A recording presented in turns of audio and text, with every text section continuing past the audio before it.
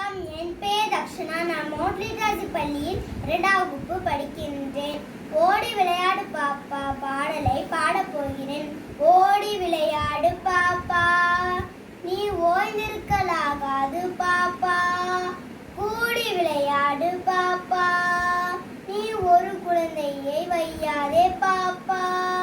காலை எழுந்தவுடன் படிப்பு, பின்பு கனிவு கொடுக்கும் நல்ல பாட்டு, மாலை முழுவதும் விளையாட்டு என்று வழக்கப்படுத்திக் கொள்ளு பாப்பா. சாதிகளிலே எடி பாப்பா, குலத்தாட்சி உயர்ச்சி சொல்லல் பாவம். நீதி உயர்ந்த மதி கல்வி, அன்பு